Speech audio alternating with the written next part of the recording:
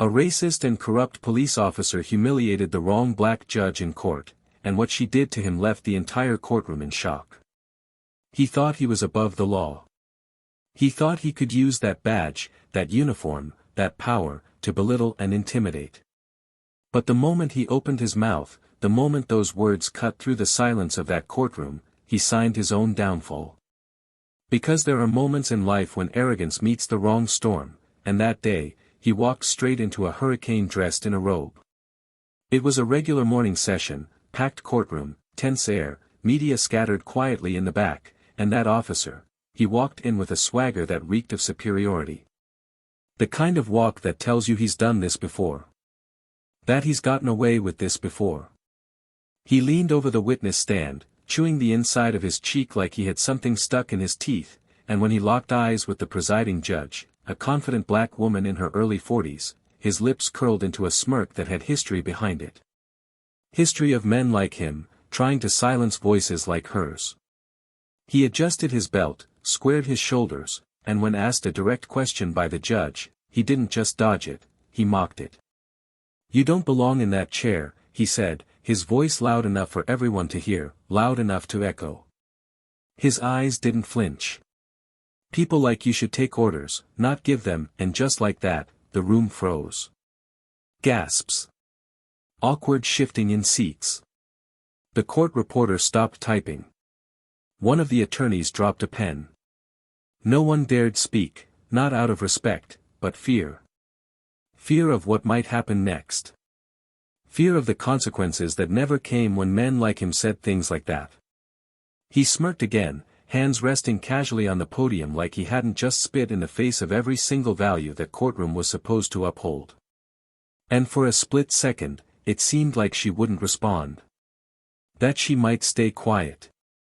That maybe, just maybe, she'd let it slide to keep the peace. But she blinked. Just once. Slow. Controlled. And in that blink was a fire burning. A memory. 1,000 memories. It wasn't just about her. It was about every room she'd ever walked into and felt questioned.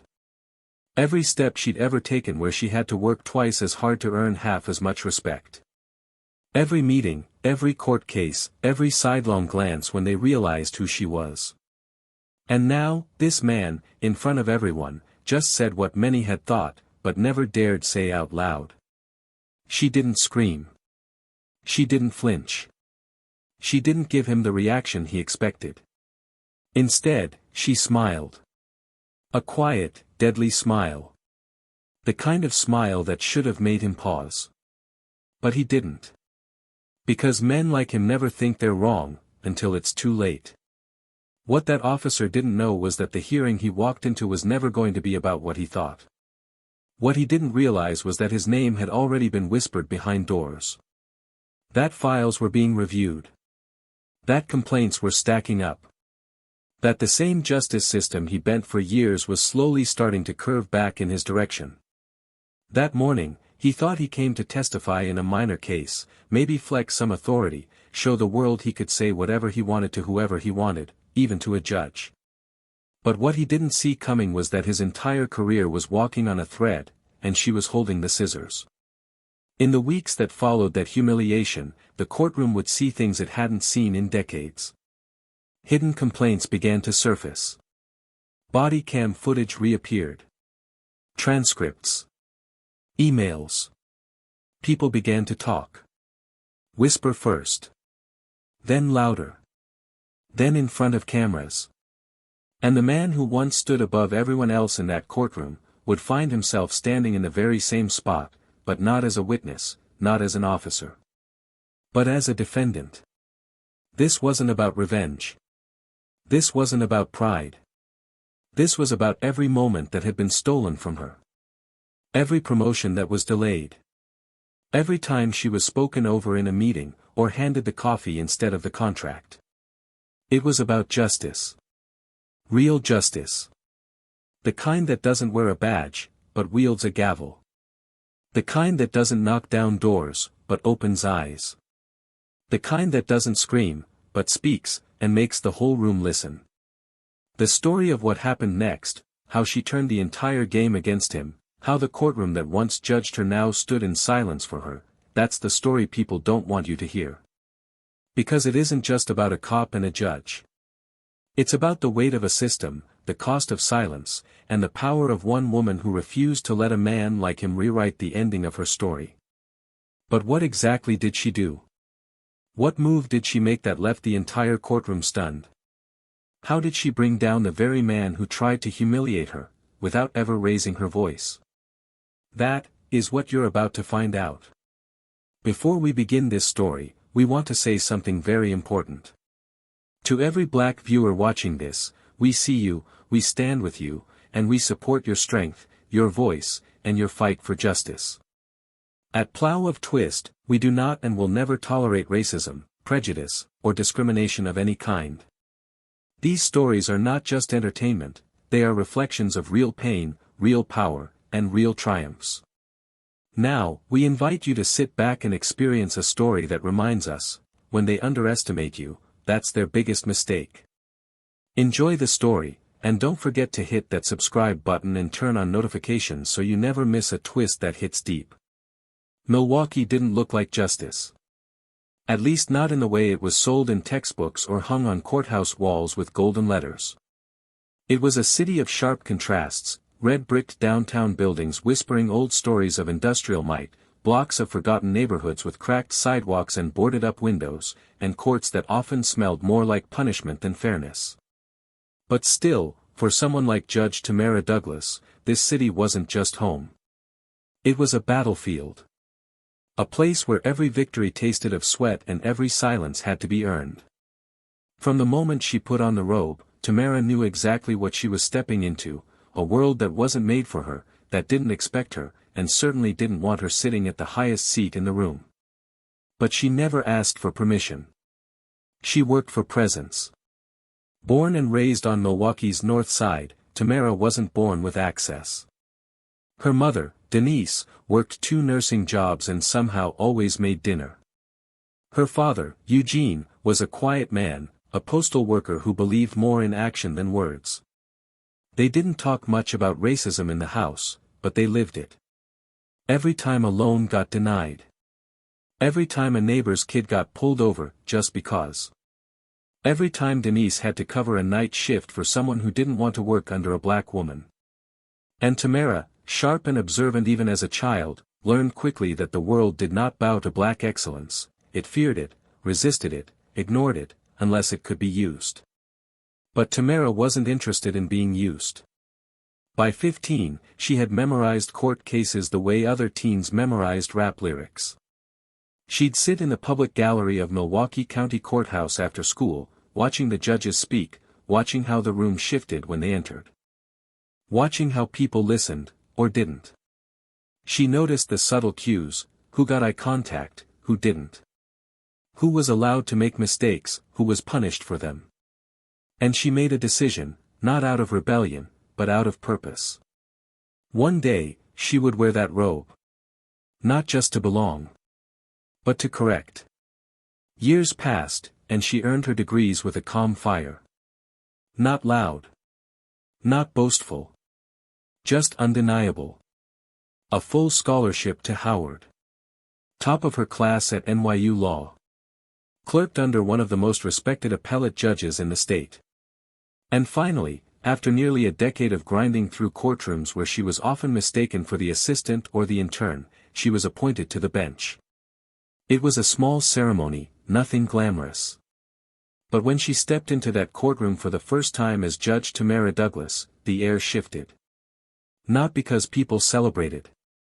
But because they noticed. And not all of them liked it.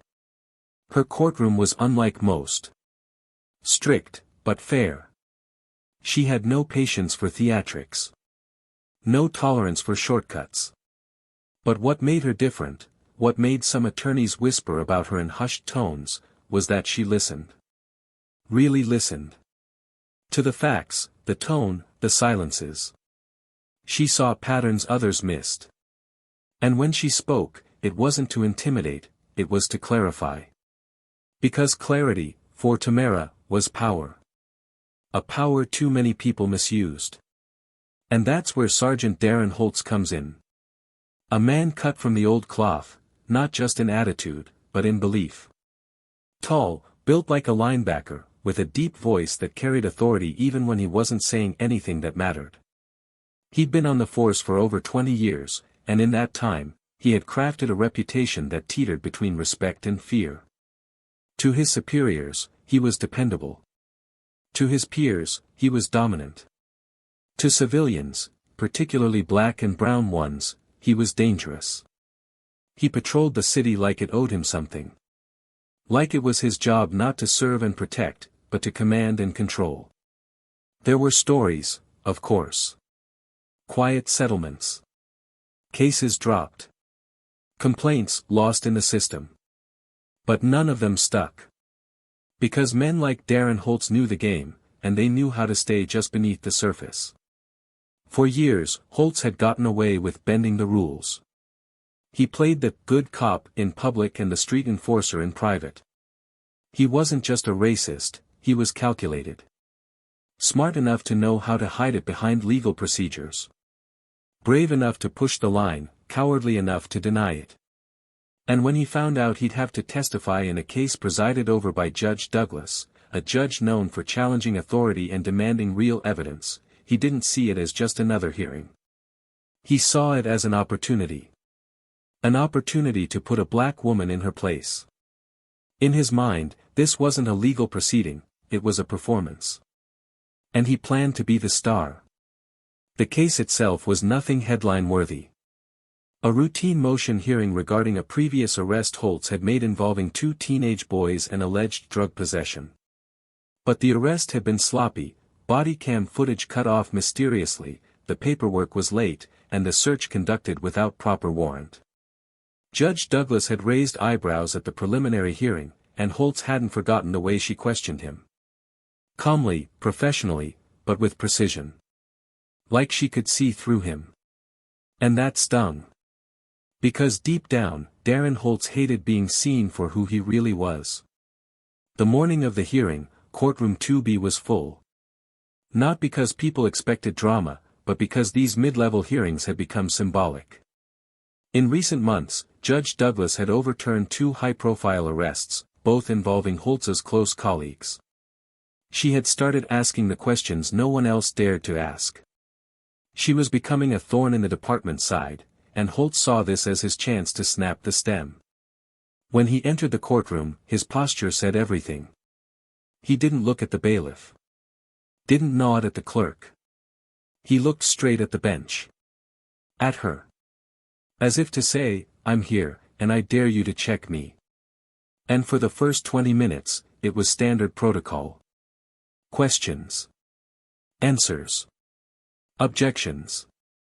Sustained. Overruled. But then something changed. The tone. The way he leaned in. The deliberate pauses in his speech.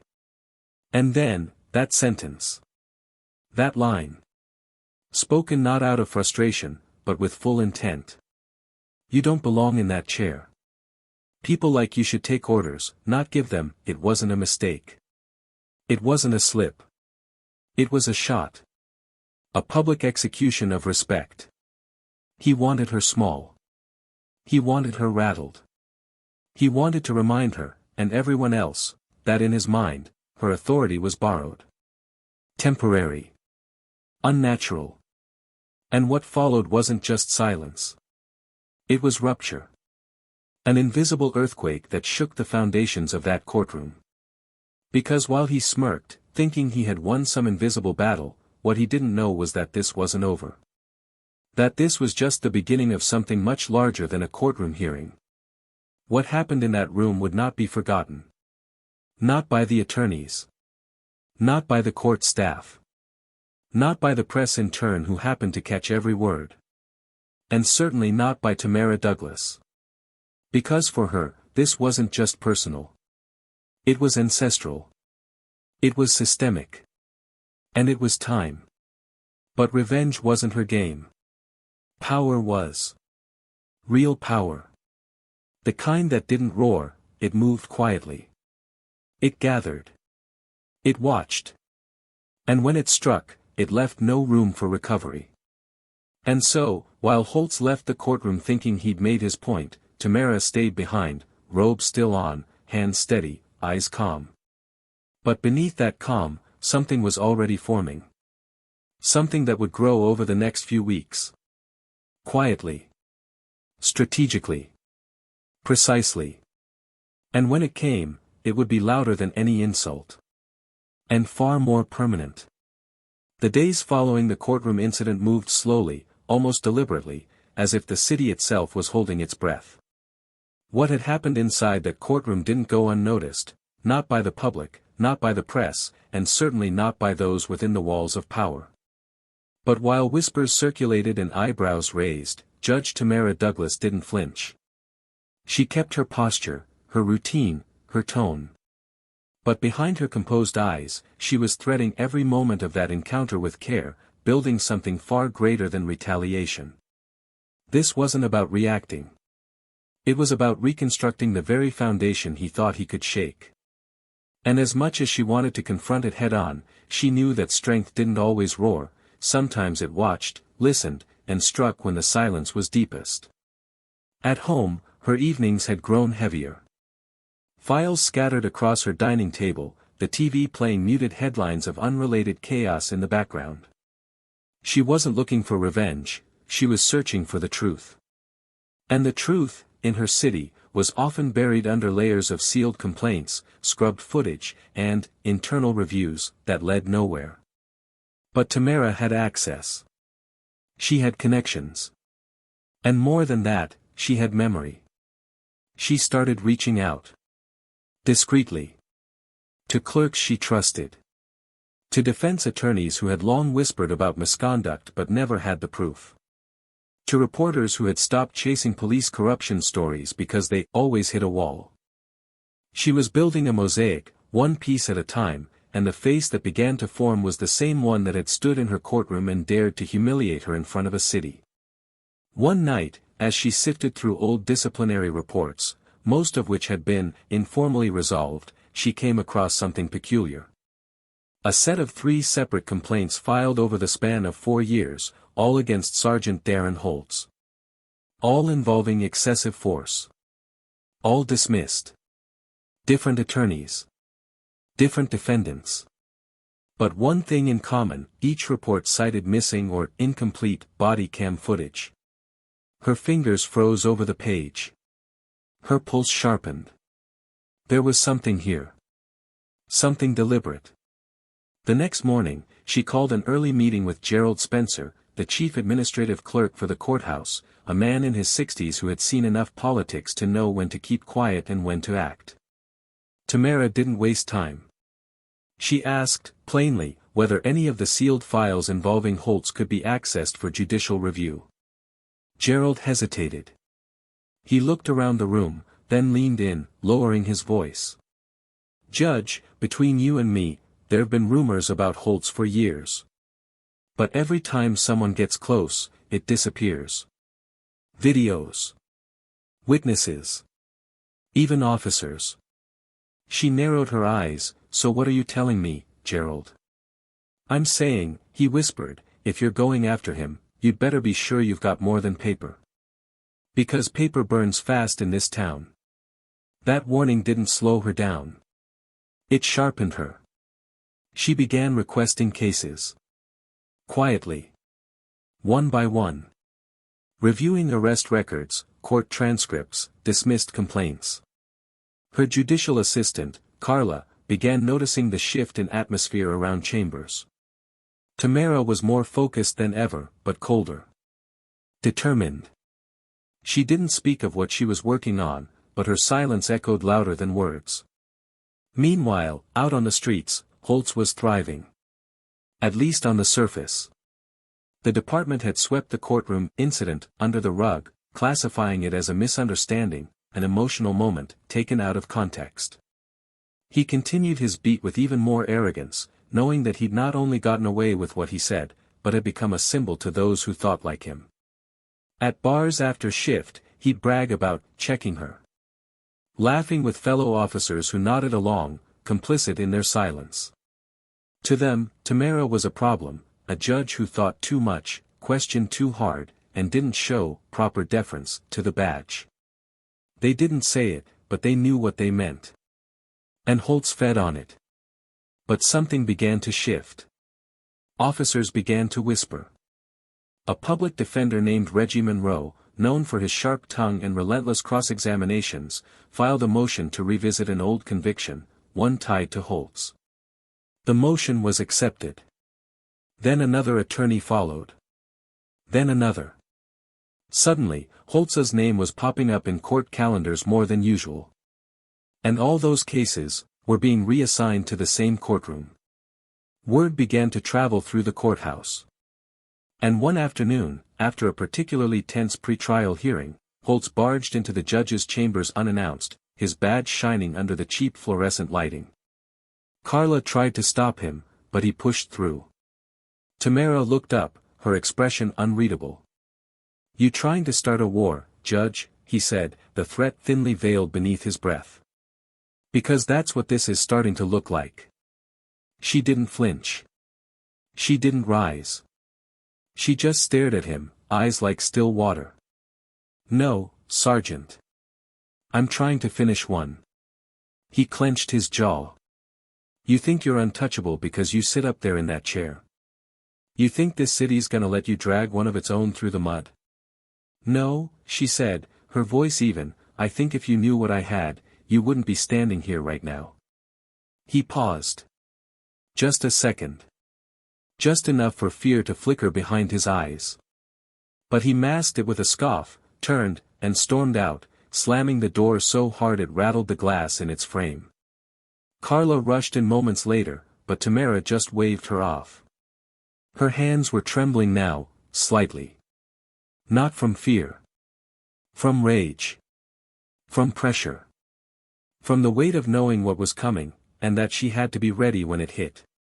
Outside the courtroom, pressure mounted. Reporters began digging. An anonymous tip about Holtz's misconduct reached an investigative podcast that had recently gained traction online. The story started small, a single episode about unanswered justice in Milwaukee. But by the second week, it had gone viral. People were listening. People were watching. And just when it seemed like the tide was turning, something happened. A clerk went missing. Files, ones she had reviewed only days before, were suddenly redacted, replaced with pending audit slips.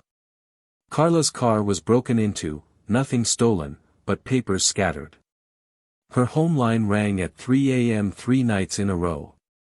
No voice. Just static. Tamara felt the tension closing in. She wasn't afraid for her career, she was afraid for the truth. That the system would bury it again. That people would look away. That the man who had stood in her courtroom, so certain he was untouchable, would slip through yet again. And so, she pressed harder.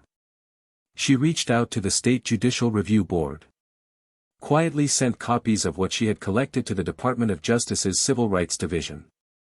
And she waited. The city didn't know it yet. But something was coming. A hearing was being prepared. One that wouldn't just revisit a case, but crack open a system. Names would be named. Evidence presented. And standing at the center of it all would be the same man who thought he could speak down to her without consequence. What Tamara didn't know, what she couldn't possibly predict, was that someone inside the department had been keeping receipts for years. Someone close. Someone unexpected. And that person was finally ready to speak. But what would they reveal? And when the truth came out, would the city be ready to listen? Or would it try, once again, to silence the wrong woman? That answer is waiting in the next moment. And it will change everything. The courtroom was filled beyond capacity. Not just with attorneys and reporters this time, but with silent tension that felt like it had taken up its own seat. There were whispers, stiff collars, heavy glances, the kind of weight that fills a room when everyone knows something irreversible is about to happen. The hearing had been moved to one of the larger chambers downtown due to public interest.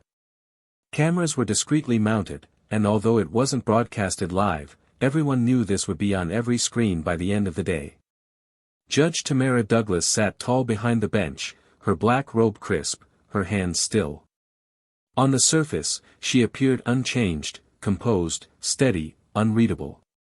But inside, the silence wasn't calm. It was coiled. Charged. Alive. Today was the day everything unfolded. And she had one shot to make it count. Sergeant Darren Holtz entered the room with his usual stiffness, but he wasn't the same man who smirked weeks ago. He walked slower, more cautious. The sudden momentum of public pressure and internal department noise had worn on him. His eyes scanned the room, landing briefly on Tamara, but this time, he didn't challenge her with his stare. He looked, then looked away. His attorney whispered something beside him, but Holtz didn't nod. His mouth tightened, his jaw worked in circles, and he sat like a man who still hadn't accepted that the tide had turned. The hearing began with formalities. Case number. Date. Nature of the inquiry. But everyone in that room knew what this really was, a reckoning. Tamara's voice broke the silence, low and even. She laid out the structure of the proceeding, reminded everyone of the decorum expected, and then slowly introduced the focus of today's hearing, a review of multiple cases involving Sergeant Holtz in which evidence had either been mishandled, gone missing, or later found to be fabricated. A pattern, she said, not an accusation. Yet. But what followed wasn't just procedural. It was surgical. The first case presented was one from 5 years earlier. A 19-year-old boy accused of resisting arrest and possession. The video footage from Holtz's body cam had stopped conveniently 5 minutes before the altercation. The boy's injuries, documented in hospital records, didn't align with Holtz's written report. The defense attorney for that case, a woman named Marla Bennett, took the stand. She recalled in detail how the plea deal had been forced due to lack of evidence and the judge at the time had brushed off the inconsistencies. She looked straight at Holtz when she spoke. He didn't blink. Then came another case. And another. Different victims. Same tactics. Same gaps. Tamara allowed each speaker to take their time. She didn't interrupt. She didn't react. But with each testimony, the room changed. What had begun as unease turned into disbelief, and then into a slow, simmering outrage that filled the air like static before a storm. And then, the door at the back of the courtroom opened. All heads turned. A woman walked in, mid-30s, wearing a plain navy suit, holding a file so tightly in her hands that her knuckles were pale. Tamara's eyes narrowed slightly, but she gave no verbal cue. The bailiff approached her. She spoke quietly. He nodded, then approached the bench. Your Honor, this witness was not on the original list but requests to be heard under the motion of new evidence regarding case 2174-B, year of 2020. There was a brief pause. Tamara gestured gently. She may proceed. The woman stepped forward and introduced herself. Her name was Officer Camila Reyes. Former partner of Darren Holtz. She had transferred divisions a year ago, citing health reasons. But as she opened the folder in her hands and placed its contents on the evidence table, her voice barely shook. I kept copies, she said, eyes fixed ahead. Every time he deleted something, I saved it. I didn't know what to do back then, I didn't feel safe, but I have everything. The silence cracked into gasps. Murmurs rippled across the room. Holtz's attorney jumped up, objecting immediately, but Tamara raised her hand, not forcefully, but firmly. This court will allow the witness to finish. Camila continued, voice clearer now. I was there that night in 2020. The kid never resisted. Holtz said he reached for something, he didn't. There was nothing. Holtz hit him anyway, cuffed him after he was unconscious. Then later, told me to lose the first part of the footage. I didn't. I copied it. I kept everything. She pulled out a small flash drive. The bailiff retrieved it, handed it to the technician, and a screen came to life in the corner of the courtroom. Grainy footage began to play. A young man, barely more than a teenager, scared, hands up. Holtz's voice yelling. No threat visible. Then violence. Sudden. Brutal. Undeniable. When the video ended, no one moved. Holtz sat rigid, his face colorless. He didn't look at the screen. He didn't look at Camilla. He didn't look at Tamara. Tamara leaned forward slightly, speaking for the first time in almost 20 minutes. Sergeant Holtz, based on this new evidence and the mounting pattern established in these proceedings, this court is recommending immediate suspension pending formal charges to be reviewed by the Civilian Oversight Commission, the Internal Affairs Division, and the State Attorney's Office. You are hereby removed from active duty. Effective immediately. The words landed like thunder. No dramatic music. No slamming of gavels. Just the raw sound of truth landing after too long in silence. Holtz opened his mouth. Then closed it. He turned to his attorney, who stared forward, stone-faced. No rescue was coming. Then, for the first time, he looked at Tamara again. Really looked. But the defiance was gone. In its place, something unfamiliar. Something he'd never allowed himself to feel toward her. Not fear. Not shame. Recognition. As he was led out of the courtroom, reporters scrambled to the exits, already typing, already calling. Tamara remained seated. She didn't smile. She didn't speak. Her job wasn't done. There were still victims. Still damage. Still a system to heal. But something had shifted. The courtroom emptied slowly. Camilla remained behind. Tamara finally stood and approached her, quietly. You didn't have to come forward, she said gently. Camilla looked down, then back up. I did, she said. Because you weren't the only one he tried to silence. They stood there for a moment. Two women, both scarred by the same machine, both refusing to let it keep turning. And while the city outside buzzed with breaking news and urgent headlines, inside that room, a different kind of justice had been written. But even then, the story wasn't over. Because there was still one more file. One more hidden truth. One that even Tamara hadn't seen coming. And when that piece surfaced, the courtroom had emptied, but the air remained dense, like the room itself hadn't exhaled yet. The echo of footsteps faded down the hall, doors closed gently behind rushing reporters and stunned onlookers, and yet, inside, everything still pulsed with energy that refused to settle. Tamara remained behind, standing silently near the bench, her eyes resting not on anything in particular, but on the memory of what had just happened. For years, this had been her arena, a space of logic, law, precedent. But today, it had become something else. Not a stage, not a battlefield, but a reckoning ground. She exhaled softly, her hands gripping the edge of the bench, grounding herself not in triumph but in truth. Justice didn't taste sweet. It tasted real. And that was enough. Carla re-entered quietly, her heels clicking softly across the polished floor. She held a manila envelope in her hands, her eyes cautious, as if interrupting something sacred. Tamara turned slowly toward her, and Carla hesitated for a beat before speaking. This just came in from the DOJ office, she said, voice low, almost hesitant. It's connected to what just happened. But it's more. Tamara raised an eyebrow, reaching for the envelope with a hand that no longer trembled. She opened it carefully, drawing out a slim stack of documents and a single flash drive clipped to the inside. Her eyes scanned the top sheet, her jaw tightening with each line. Carla watched her, nervously twisting her bracelet, but didn't interrupt. After a full minute, Tamara finally spoke. Get Gerald back in here. And tell the clerk we're reconvening. This isn't finished. 30 minutes later, the courtroom was no longer empty. Not as packed as before, but word traveled fast. Whispers about new evidence, a final development, one more blow.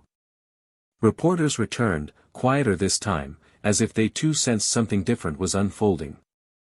Tamara stepped back behind the bench, her expression unreadable again, but this time, there was something heavier behind her gaze, not anger, not satisfaction. Something deeper. Carla stood near the clerk's desk, watching with quiet pride, while Gerald took his seat in the witness box as instructed, his face pale and tight. Holtz had not left the building. He was seated again, this time without the uniform, in a simple gray suit that looked like it hadn't been worn in years. His badge had already been taken. His gun was gone. But the defiance in his eyes remained. Or at least the echo of it. The mask was slipping now, and beneath it, there was a man unraveling. He hadn't expected this to spiral so fast. So completely. He looked older already, more human, and more dangerous because of it. Tamara began slowly. What you are about to hear was not part of the original scope of today's hearing. However, due to the nature of the content and the urgency it represents, this court has deemed it necessary to present it immediately and on record. The screen flickered on again. The room stilled. It was audio. A conversation recorded in what sounded like a car. Voices low, crackling slightly from the microphone hidden somewhere inside the dashboard. Tamara leaned into the microphone to clarify. This recording was submitted by a federal informant previously assigned to an internal investigation into police corruption within Milwaukee's 3rd Precinct. It contains a conversation between Sergeant Holtz and an unidentified individual, dated 3 months before the 2020 arrest incident presented earlier. The audio began. "So how'd you make that one disappear?" a voice asked, chuckling. Holtz's voice followed, smug and casual. "Same way I always do. Kid had a record, I just added what I needed. He wasn't gonna fight it. None of them do. The judge? She'll fold." The other man laughed. "Not the new one, though. That black lady, she's a problem." There was a pause. Holtz responded, and the sound of his voice now played through the speakers like venom in slow motion. "She thinks she's different. But they all crack. I'll handle her." The air snapped. Someone in the back of the room muttered, "Jesus Christ," under their breath. Tamara didn't move. She let it play. Let everyone absorb what they were hearing. Holtz's voice continued, laughing this time. "You watch. I'll make her lose control in court, then it's over. They'll call her biased, angry, emotional. That's all it takes. One bad moment and she's done." When the recording stopped, the silence was deafening. Tamara looked up from the bench, and for the first time all day, her voice rose, only slightly, but with the weight of an entire storm behind it. "You didn't just target victims, Sergeant Holtz. You orchestrated reputational assassinations. You plotted the dismantling of credibility for your own protection. You used the courtroom as a theater and the badge as a weapon." Holtz shifted in his seat. He tried to speak, but his mouth opened uselessly. The words wouldn't come. His attorney leaned toward him, whispered something sharp, but he didn't react. His eyes were locked on Tamara now, and they weren't filled with hatred anymore. They were filled with something worse, fear laced with recognition. He had underestimated her not just once, but every step of the way. Tamara leaned back slightly, her voice settling into something lower now. Something heavier. "I was never here to make a statement. I didn't come into this courtroom today for revenge. I came for truth. For every name you erased, every mother who never got a call back, every child who grew up thinking justice wasn't built for them. You tried to break me in that courtroom, and you succeeded, for a moment. But the thing about moments is they pass. And what comes after, is judgment." She turned to the clerk. "Document all findings and forward them to the State Bar, the Department of Justice, and the Internal Affairs Commission.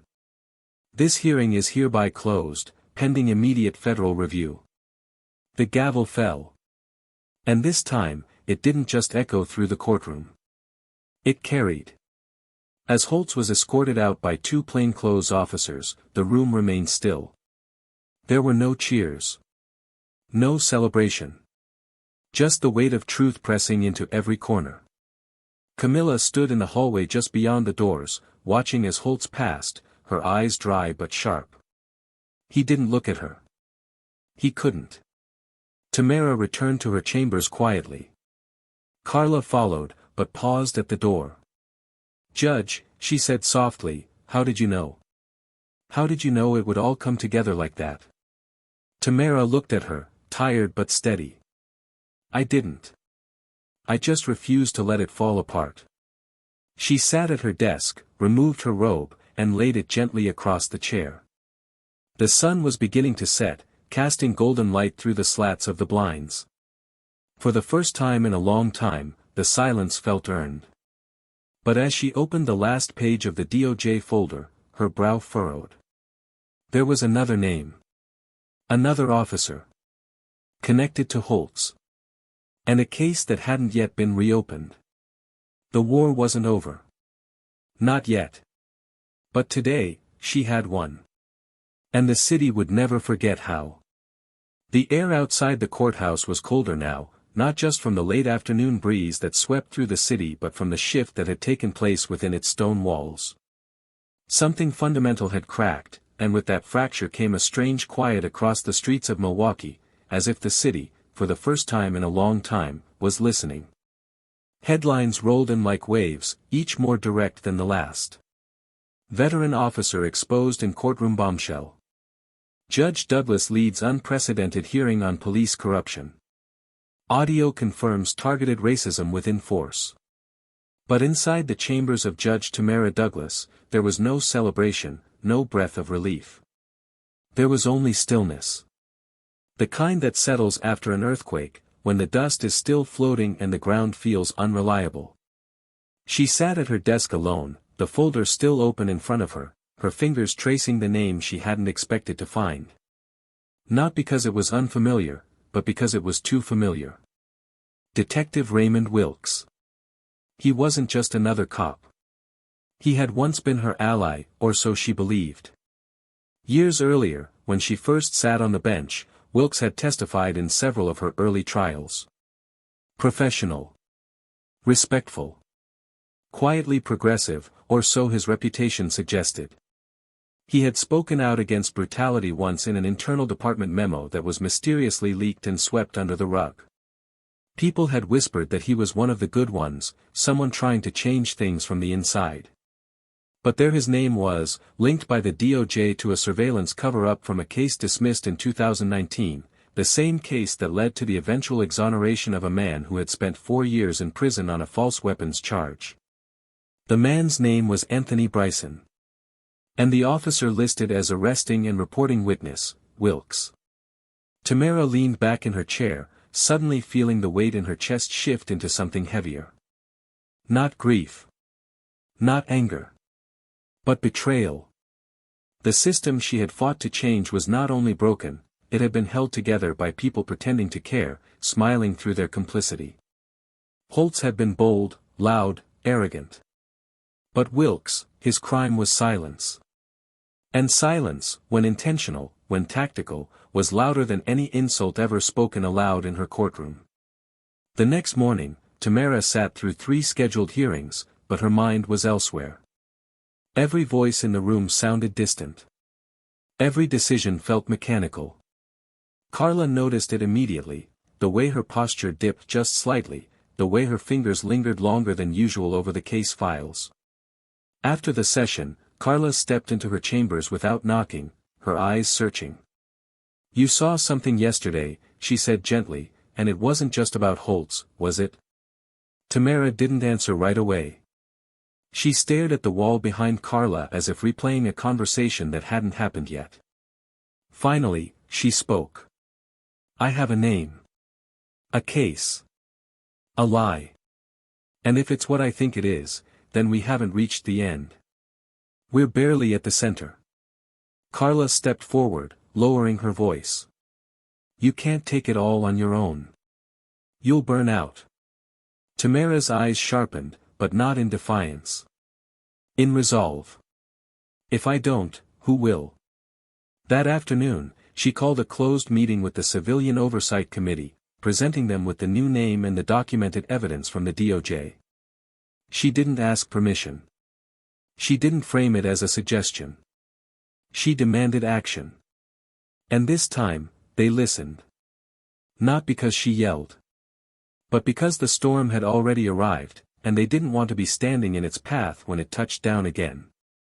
But the complexity of the situation began to show itself quickly. Wilkes wasn't just another name.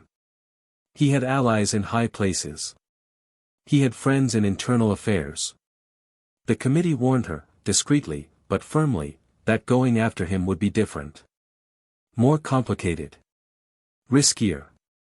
Unlike Holtz, Wilkes had never left a trail of bruises, never cursed from the witness box, never made headlines. His crimes were quieter. Cleaner. Invisible to the naked eye. And that made them infinitely more dangerous. Tamara returned to her chambers late that evening, and for the first time in months, she hesitated. She sat in her chair, stared at the ceiling, and allowed herself to feel tired. Not just physically, but spiritually. The kind of exhaustion that only came from pushing against a wall that wasn't meant to move. But just as she closed her eyes, her phone buzzed with a message from an unknown number. He's not who you think. Meet me tomorrow. Back entrance, 9 a.m. Attached was a blurred photo, a screenshot from a surveillance camera dated 2 years ago. In it, Wilkes was standing near a marked patrol car, speaking with Holtz. His hand was on the window, his body language familiar, even relaxed. It didn't look like two enemies. It looked like two men aligned. Tamara's heart began to pound. She didn't reply. She didn't have to. She knew she would go. The next morning, as fog hung low over the courthouse, she met the source behind the building. It was a young officer, no older than 30, nervous, fidgeting with the badge clipped to his belt. He introduced himself as Officer Terrence Miles. He had served under Wilkes briefly before transferring departments after what he described as a gut feeling that things weren't right. He had kept notes. Messages. A few recordings. Nothing concrete on its own, but enough, when placed against the DOJ findings, to draw a disturbing pattern. He was always where the camera couldn't see, Terrence said, voice tight with anxiety. Always just outside the frame. But the calls? The orders? They came from him. Holtz was loud, yeah. But Wilkes? He was the mind behind it. Tamara listened carefully, her face unreadable, but her silence spoke volumes. She didn't need confirmation. She needed the last piece. And now, it was in her hands. Later that day, she filed for a special motion. Not public. Not yet.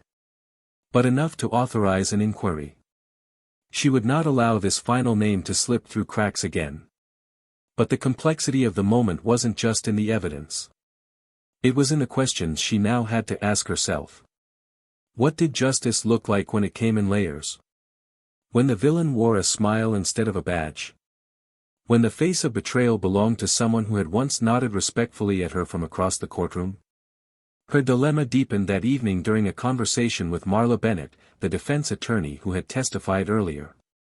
They met quietly at a small coffee shop in Bronzeville, far from the cameras, far from the courthouse's shadow. You know this won't end where you think it will, Marla said, stirring her cup slowly. Wilkes isn't like the others. If you go after him, the pushback won't be whispers. It'll be real. Political. Personal. Tamara sipped her coffee in silence. I don't need it to be easy, she said after a moment. I need it to be honest. Marla shook her head, a small smirk at the edge of her lips. You say that now. But once you open this door, there's no closing it again. Tamara looked out the window. The street outside bustled with people unaware of the firestorm building behind the scenes. Then let it stay open. Back in chambers, she drafted the formal statement. Her fingers moved steadily over the keyboard, but her mind wasn't calm. She was preparing to step into deeper water than ever before. And this time, it wasn't just about punishing a man. It was about shaking the entire culture that had allowed him to thrive. And as she reviewed the final paragraph of her motion, her eyes caught a line she had typed without thinking. This is no longer about one case. This is about the institution that protects silence over justice. She paused, letting the weight of that sentence sit. Because it wasn't just about Wilkes. It was about every moment she had been asked to smile and swallow discomfort.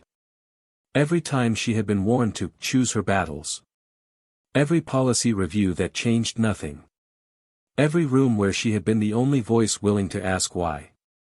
The door creaked open slightly. Carla entered, holding a stack of letters from community groups, legal advocates, former clients. All addressed to her. All thanking her for what she had done. But Tamara didn't reach for them. Not yet. Because the story wasn't finished. Not until the final truth was spoken. Not until Wilkes stood where Holtz had, exposed not by violence or ego, but by the quiet rot he thought no one would ever uncover. And as Tamara looked at the final sealed document waiting on her desk, she knew. The end was near. But the final blow, the one that would leave the city forever changed, hadn't landed yet. The next morning came with a weight that didn't lift with coffee or sunlight. The courthouse buzzed like it always did, legal assistants walking briskly across marble floors, attorneys tapping on their phones, voices bouncing off the walls in rushed conversations, but for Tamara Douglas, the air had changed. She felt it in the way people glanced at her, quick and unsure, as if they didn't know whether to congratulate her, avoid her, or simply stare. Her chambers were quiet, too quiet. Carla moved silently, only speaking when necessary, and though she tried to hide it, there was tension in her shoulders. Everyone around Tamara could sense it, the pressure mounting again, not because of what had already been done, but because of what was coming. What she was about to do wasn't just another step toward justice. It was a leap into something far more dangerous, exposing the structure itself. Tamara sat alone with the sealed file open in front of her. She read every line twice, cross-checked every citation, every timestamp, every name. The evidence was clear. More than clear. It painted a story not only of omission, but of orchestration. Wilkes had manipulated reports, reassigned officers, rerouted complaints. His hands had never been dirty because he had learned to move the pieces from above. While Holtz took the fall, Wilkes kept the strings. There were signatures, phone logs, witness statements suppressed before they reached formal intake. And there was one document, a transfer order for a young officer named Jasmine Reed, who had filed a complaint about Holtz back in 2018. Her request for protection had been denied, her career stifled, her voice erased. The signature denying her transfer was Wilkes's.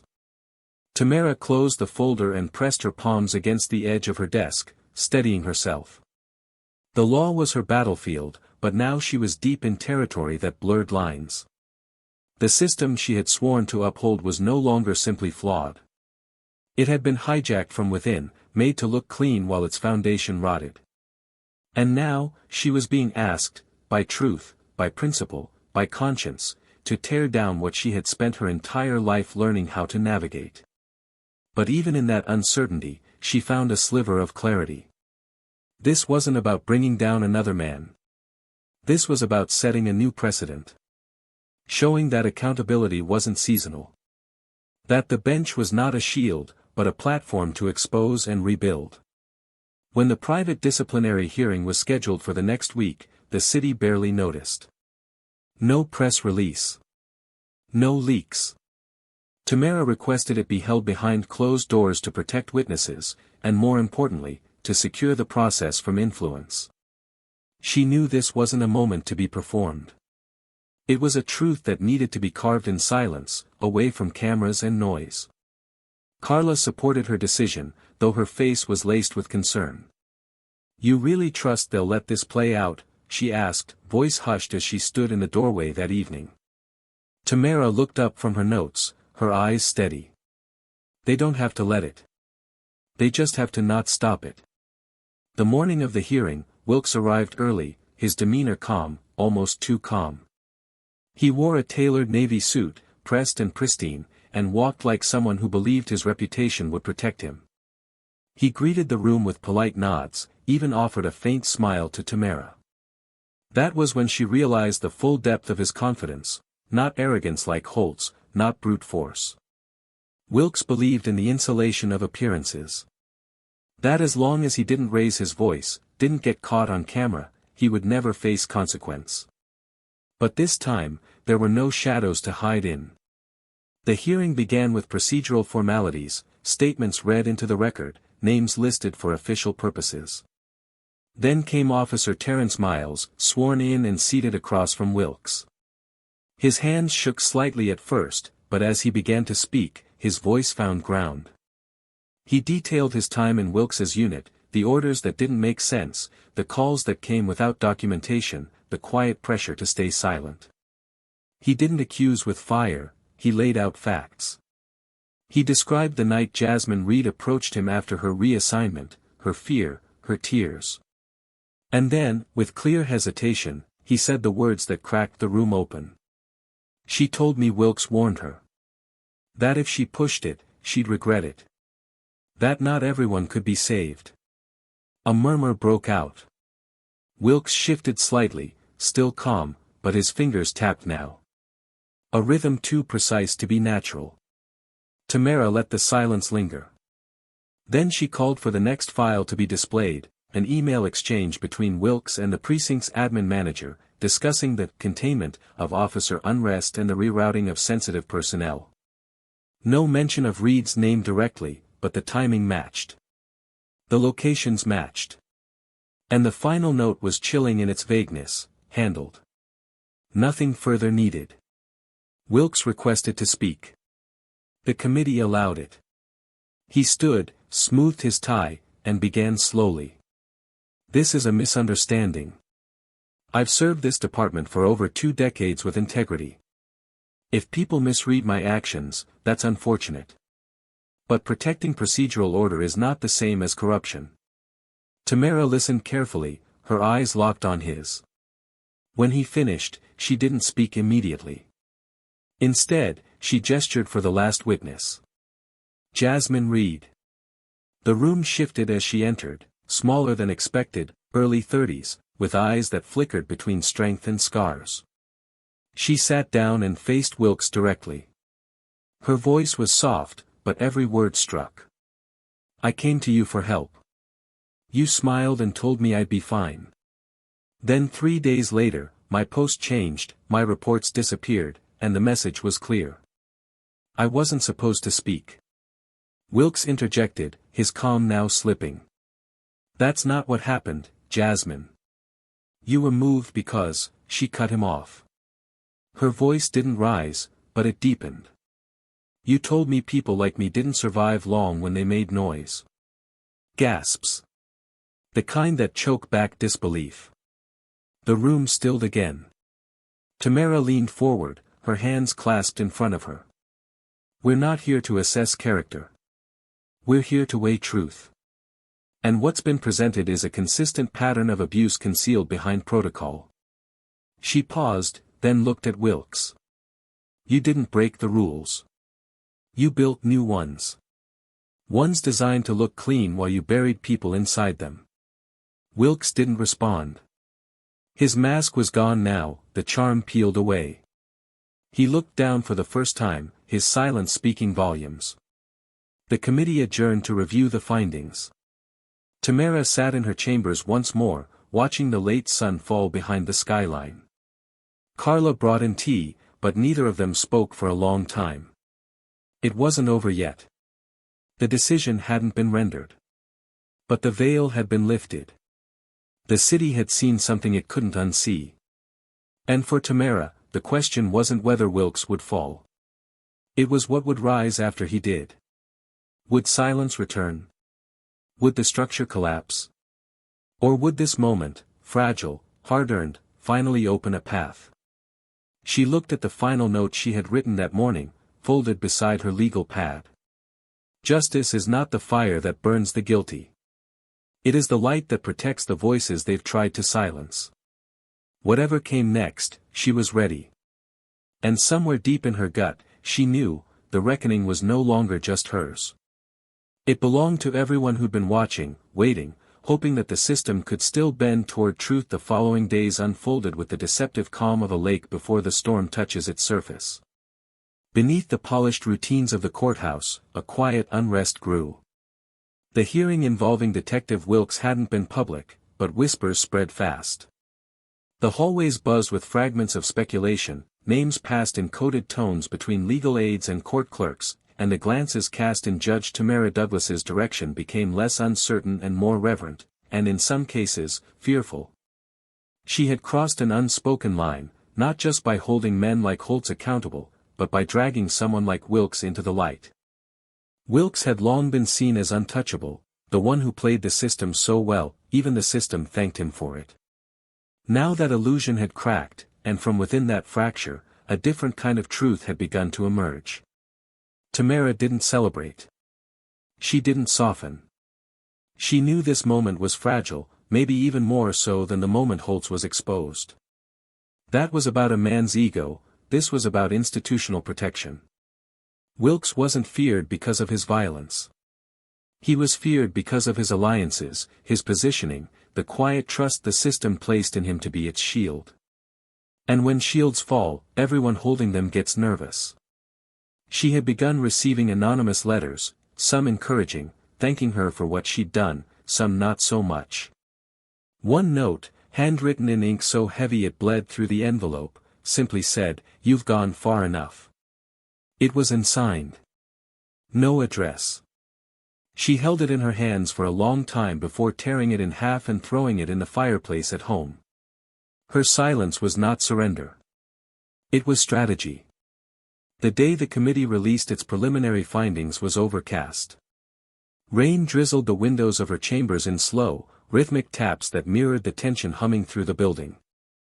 Carla stood by the window, holding the sealed report in her hands, while Tamara remained seated, her face composed but unreadable. Carla turned slowly, extending the folder across the desk with both hands, like an offering neither of them were eager to unwrap. Tamara took it, her fingers brushing the edge before she flipped it open. The words were there, cold and bureaucratic, sufficient cause for disciplinary proceedings against Detective Raymond Wilkes, based on the evidence presented and the testimony rendered during the closed hearing. She exhaled. Not relief. Something else. A confirmation. A weight pressing differently against her ribs now, shifting from anticipation to consequence. Carla sat across from her, watching. "So now what?" Carla asked, voice low. Tamara looked up. "Now we go public." Within 48 hours, a press briefing was called. The department tried to delay it, citing procedural review, but the committee overrode them. It was brief. Formal. No theatrics. A single podium. A few rows of media. The committee chair announced the opening of formal disciplinary proceedings against Detective Wilkes. The evidence would be submitted for federal review. His badge was suspended. Effective immediately. The press erupted into a frenzy of follow-up questions, but there were no answers beyond the statement. The city now knew. And it couldn't pretend not to anymore. The fallout was immediate and sharp. Public reaction was divided, as expected. Some hailed it as long overdue accountability, others called it a witch hunt, a political stunt. Law enforcement groups issued vague press releases about preserving departmental integrity. But what struck hardest weren't the headlines, it was the faces of people who had been waiting for this moment their whole lives. Mothers who had buried sons. Young men who had lost jobs after wrongful arrests. Attorneys who had watched evidence vanish. Tamara began receiving emails, voicemails, even letters from people she didn't know, people who had stories, who had once tried to speak and been ignored. The pain in their voices wasn't theatrical, it was quiet, weary, and soaked in gratitude that someone finally said what they hadn't been allowed to. One evening, as she walked to her car, a woman stepped out from the shadows of the parking lot. Middle-aged, hair tied back, coat too thin for the wind. Tamara stopped, instantly alert, but the woman raised her hand slightly. "I'm not here to cause trouble," she said. I needed to see you." Tamara didn't speak. The woman stepped forward. "My brother. His name was Devon. He was arrested 5 years ago. Said he was framed, no one believed him. He died in prison. Said he was going to write you a letter. I don't think he ever did. I just wanted you to know, someone believed him." Tamara felt her breath catch. The woman handed her a crumpled photograph, 2 boys smiling, arms around each other's shoulders. On the back, in faint pencil, it said, "Keep fighting." That night, Tamara sat in her living room with the photo in her lap, the fireplace dim behind her, the city beyond the windows pulsing with late-night silence. She thought about how many Devons had slipped through her courtroom over the years. How many moments she had missed. Not because she didn't care, but because she hadn't been allowed to look deeper. Or because she hadn't dared. And now, every name meant more. Every face a reminder of why this battle couldn't stop with Holtz. Or Wilkes. Or even her own role in it. But with power came decisions. Complicated, gray, unclean decisions. The district attorney's office called the next morning. They wanted to discuss the next steps, possibly plea deals to avoid media chaos, to contain the exposure. Tamara met with them behind closed doors. The conversation was tense. "You realize," the DA said, "that dragging this out could undermine every current case being handled. Defense attorneys are already filing motions citing corruption. If we don't control the narrative, the entire courthouse is going to implode." Tamara looked him square in the eye. "Maybe that's exactly what needs to happen." He flinched, not in fear, but in discomfort. "Justice is a system, Judge. But it's also a perception. If people stop believing in it, we all lose." She nodded slowly, deliberately. "Then maybe we need to rebuild something worth believing in." That evening, she met with Camila Reyes again. The former officer was quieter now, the initial rush of courage replaced by the sobering aftermath of what she had done. They sat on a park bench, away from the courthouse, where the wind carried their words away too quickly to be overheard. "You think it'll make a difference?" Camila asked, eyes forward. Tamara was quiet for a moment. Then she said, "It already has." Camila nodded, but there was sadness in her smile. "I just hope it lasts." That was the question now. Not whether justice had been served, but whether it could be sustained. Whether one gavel, one file, one voice, no matter how loud, could stand against an entire legacy of silence. Whether people would remember this moment a year from now. Or whether it would get swallowed like all the others. And deep down, Tamara knew what had to happen next. The final step. One she had been resisting because of how much it would cost. She had to speak. Not from the bench. But to the people. Her story. The full story. The cases. The lies. The pain. The choices. All of it. Because justice only lived in the light. And she wasn't afraid of the light anymore. Months passed, and the courtroom that had once been the battleground for a single, brave confrontation now stood as a symbol of something much larger, not a monument to destruction, but to exposure and rebirth. The hearings were over. The verdicts were delivered. Holtz was convicted on multiple counts, including falsification of records and perjury. His sentence came down hard, a decade in federal prison without parole. The uniform he once wore so proudly was stripped in silence, and the face that had once smirked with arrogant certainty now faced a mirror of time and consequence. There was no grand exit for him, no defiant last words. Only silence as he was led away, and a quiet gasp from the public who had once believed he was untouchable. That silence, in many ways, spoke louder than any trial could have. As for Wilkes, the process was slower, but the outcome no less profound. The investigation deepened, with testimonies rising from the ashes of old cases, some of them long forgotten, others buried under bureaucracy and fear. The Department of Justice concluded that Wilkes had knowingly suppressed evidence, manipulated transfers, and maintained a system of internal control that allowed officers like Holtz to act with impunity. His reputation, once immaculate, crumbled beneath the weight of undeniable proof. No trial was necessary. He accepted a deal that would see him permanently barred from any form of law enforcement, his pension revoked, his legacy erased. He vanished quietly, his name now a shadow over a department desperate to rebuild. For those who once admired him, the realization was slow and painful, but cleansing. The truth had not only revealed what he had done, but how dangerous inaction could be when dressed as neutrality.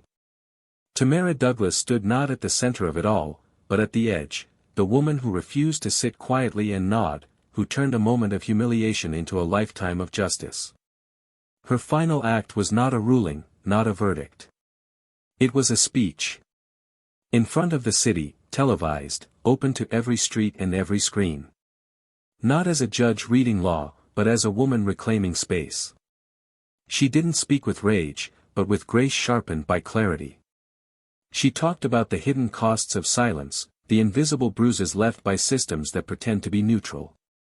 She told the city that justice is not only about punishing the guilty, but about lifting the truth high enough that no one can pretend they didn't see it. Her voice did not tremble. She didn't ask for applause. She asked for action. For vigilance. For belief, not in the system, but in the people who dare to change it. After that speech, the city changed. Not overnight, not completely, but meaningfully. Civilian oversight was expanded. A new unit was created, focused entirely on reviewing misconduct cases that had been dismissed without review. Young attorneys who once felt invisible found their voice, citing her as their reason for choosing this path.